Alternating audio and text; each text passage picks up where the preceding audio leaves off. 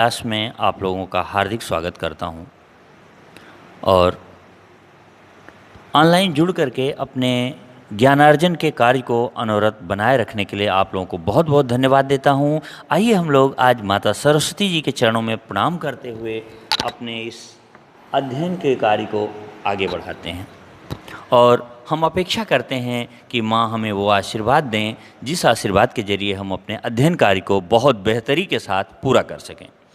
जैनेन्द्र कुमार जी ने class 12th वाले बच्चों के लिए एक अध्याय लिखा है बाजार दर्शन। उस बाजार दर्शन का 2 भाग आप लोगों ने इसके पहले पढ़ लिया है।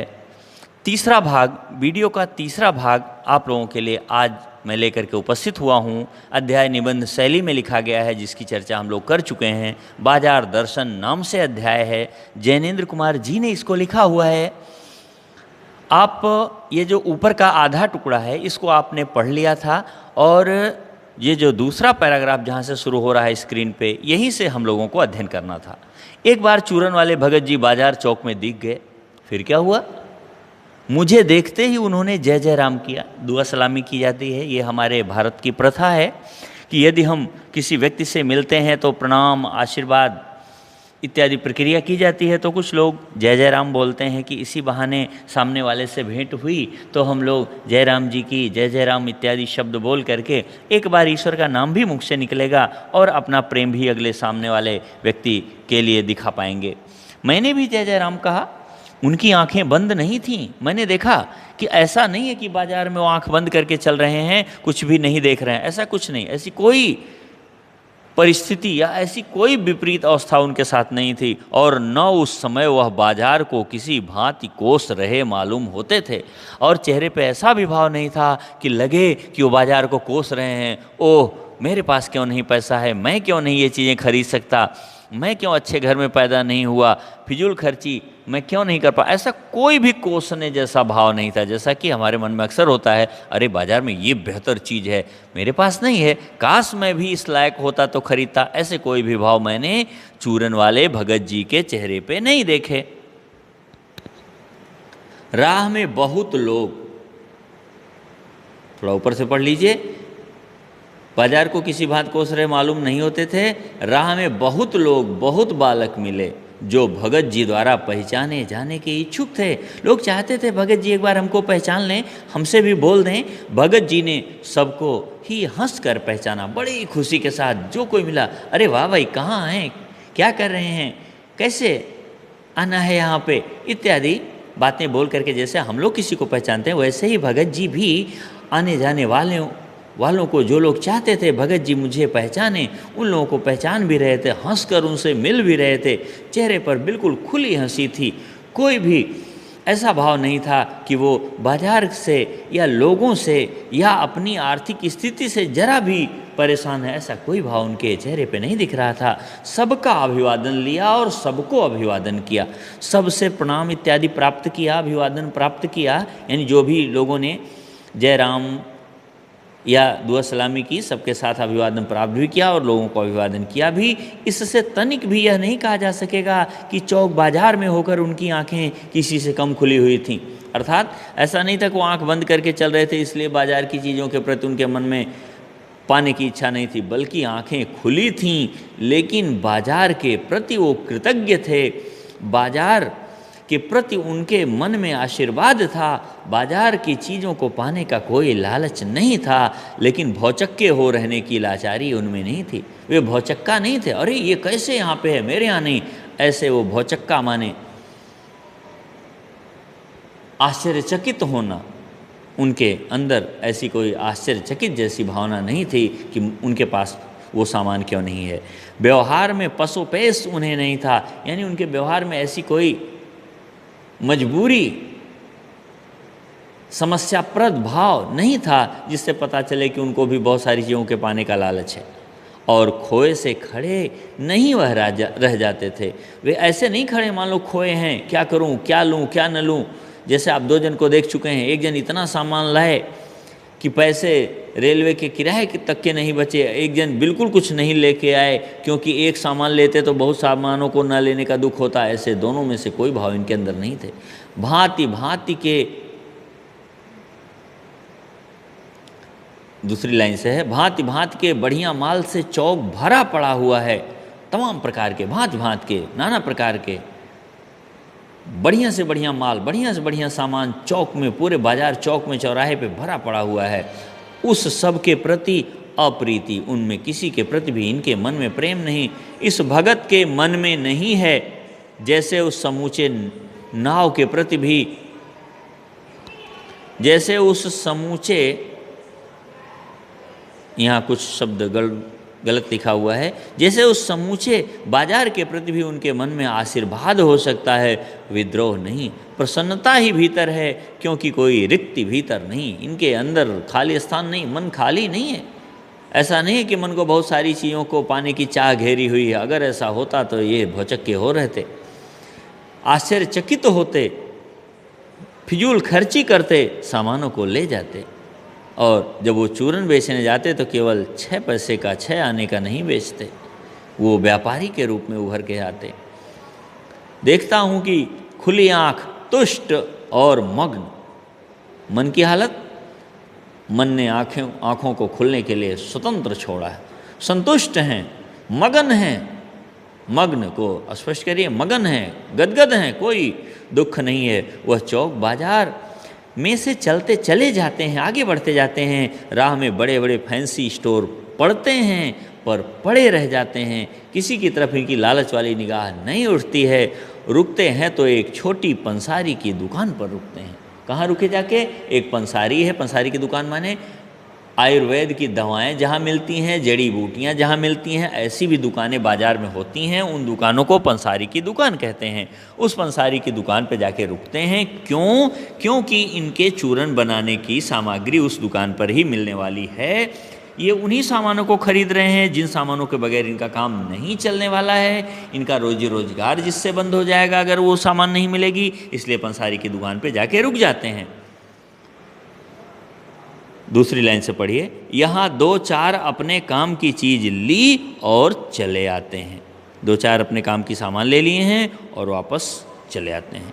बाजार से हठ पूर्वक विमुखता उनमें नहीं है। बाजार से हठ पूर्वक विमुखता, यानी ये इनका विमुख होना ऐसा नहीं है कि वो बाजार से अपने आप को हटा लिए हैं, बाजार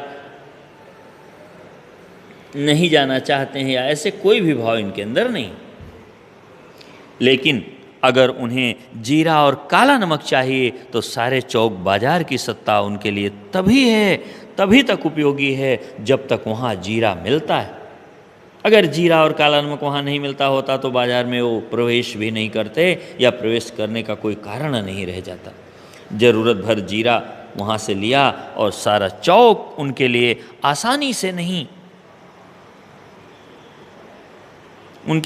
से नहीं बराबर हो जाता। वह जानते हैं कि जो उन्हें चाहिए वह है जीरा नमक, यानी उनके लिए बाकी बाजार के प्रति कोई मोह नहीं, कोई क्षोभ नहीं, कोई दुख नहीं, और वे अपनी सामान लेकर के वहाँ से चलते बनते हैं। बस इस निश्चित, थोड़ा हट के पढ़ना होगा, जो उन्हें चाहिए वह है जीरा नमक।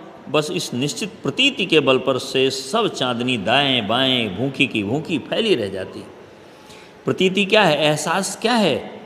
इनको जानकारी क्या है कि मुझे केवल जीरा नमक चाहिए। उसके बाद जो भी चांदनी बिछी पड़ी है, जितनी भी बेहतर से बेहतर उन्नत उम्दा वस्तुएं पड़ी हुई हैं, सुख साधन को दिखाने वाली वस्तुएं पड़ी हुई हैं, वस्त्र पड़े हुए हैं, सुख साधन की सामग्रियां पड़ी हुई हैं, सब पड़ी की पड़ी रह जाती हैं, कोई मतलब नहीं इनसे।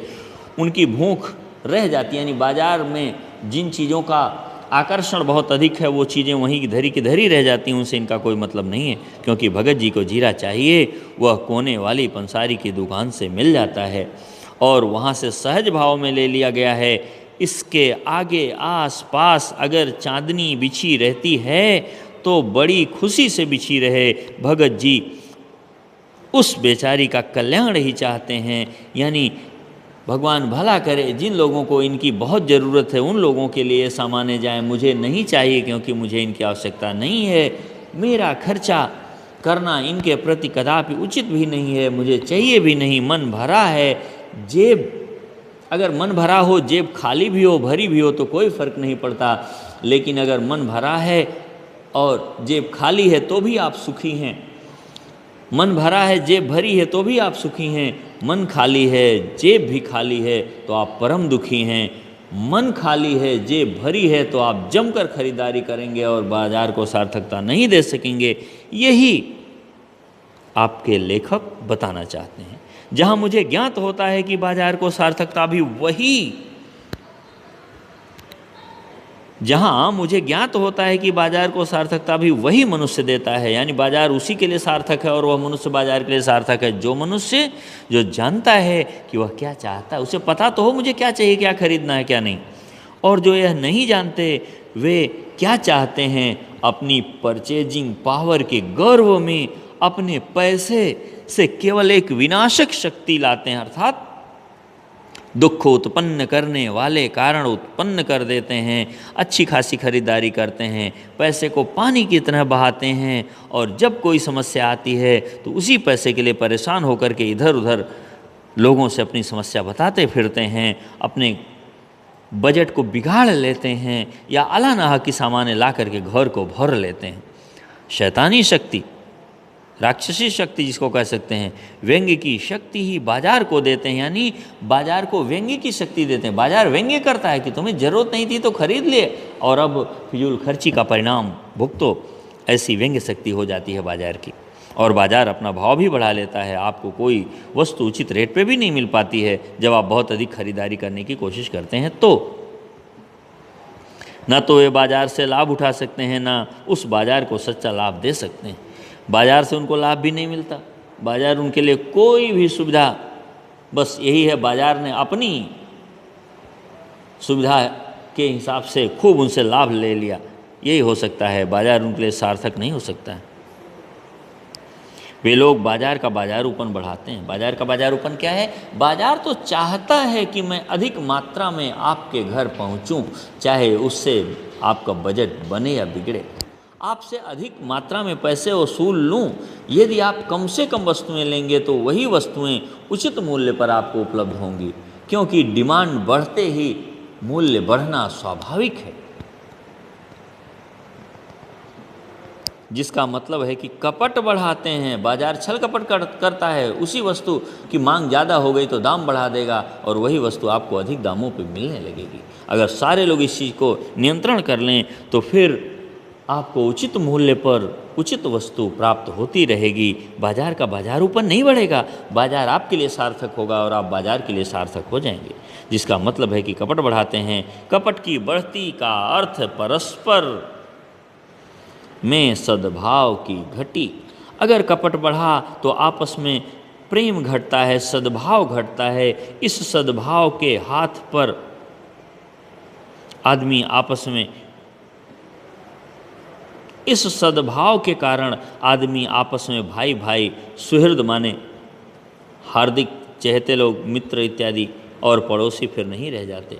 अर्थात जब बाजार का में सद्भाव खत्म होता है तो आप पड़ोसी हैं, आप रिश्तेदार हैं, इसका कोई मतलब नहीं रह जाता। बाजार केवल लाभ लेना चाहती है, किसी को भी ठगती।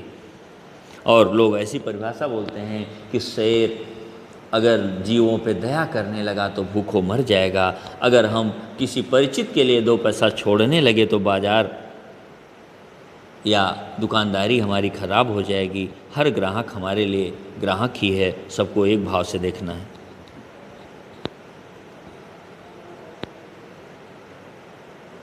और आपस में खरीदार और दुकानदार ग्राहक और बेचक की तरह व्यवहार करते हैं। कोई मतलब नहीं, आप परिचित हैं, कुछ भी हैं, हमको लाभ लेना है तो हम लेंगे। मानो दोनों एक दूसरे को ठगने की घात में हों। खरीदार चाहता है कि हम कैसे इससे छुड़ा लें, दुकानदार चाहता है कितने ज़्यादा हम इससे ऐंठ लें। एक की हानि में दूसरे को अपना लाभ दिखता है, और यह बाजार का बल्कि इतिहास का सत्य माना जाता है। यानी दुकानदार का यह फर्ज है कि आने वाले ग्राहक को जाने न दे, उसको अपनी सामान बेच ही ले। ग्राहक ये सोच के बैठता है कि मैं अपने मतलब की चीज़ मिलने पर ही लूँगा, थोड़ा सा भी समझौता करके सामान को नहीं लूँगा। ऐसा नहीं होना चाहिए। ऐसे बाजार को बीच में लेकर लोगों में आवश्यकताओं का आदान प्रदान नहीं होता। ऐसा बाजार जो है आवश्यकताओं के कारण खरीदारी और बिक्री नहीं करते हैं, बल्कि शोषण होने लगता है, बल्कि नाजायज लाभ लिया जाता है, अगले को ठगा जाता है, शोषण किया जाता है। तब कपट सफल होता है और कपट व्यवहार सफलता प्राप्त करता है और निष्कपट व्यक्ति शिकार हो जाता है। जैसे कोई व्यक्ति फेरी लगाने वाले से वस्त्र ले रहा है, एक व्यक्ति बार्गेनिंग करना खूब जानता है तो वो 400 की सामान को बार्गेनिंग करता हुआ 150 पे लाके खरीद लेगा। वहीं पड़ोसी उसका बार्गेनिंग बेचारा नहीं करना जान रहा है और उसने उसी की तर्ज पे इससे भी दाम बढ़ा के बोल दिए 400 की सामान को ये बेचारे ने 300 में खरीद लिया। तो सीधी सी बात है, निष्कपट जो है वो शिकार हो जाता है और जो कपटी व्यक्ति होता है वो सफल हो जाता है। यही नहीं चाहिए। ऐसे बाजार मानवता के लिए विडंबना है, यानी गलत हैं, कदापि उचित नहीं है। और जो ऐसे बाजार का पोषण करता है, जो ऐसे बाजार को सार्थक नहीं कहा जा सकता, जो ऐसे बाजार की तरफदारी करता है, खरीदारी में विश्वास रखता है, परचेजिंग पावर दिखाता है, जो उसका शास्त्र बना हुआ है वह अर्थशास्त्र सरासर औंधा है।